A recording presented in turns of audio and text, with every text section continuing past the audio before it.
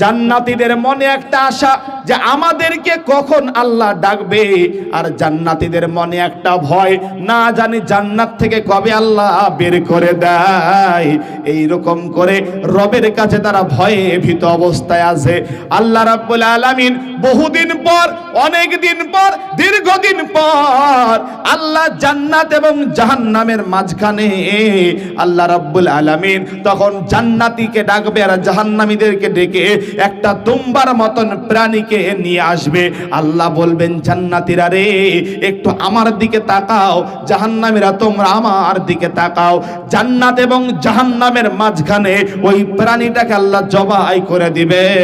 মুহাদ্দিসগণ বলেন ওই প্রাণীটার নাম হলো মওত, ওই প্রাণীটার নাম হলো মৃত্যু। আল্লাহ মৃত্যু নামক এই প্রাণীকে জবাই করে দিয়ে আল্লাহ বলবে, ওরে জান্নাতীরা তোমরা আর তোমাদের চিন্তা নেই, যারা জান্নাতে গিয়েছো খালিদিনা ফিহা আবাদা, তোমরা চিরকাল জান্নাতেই থাকবে।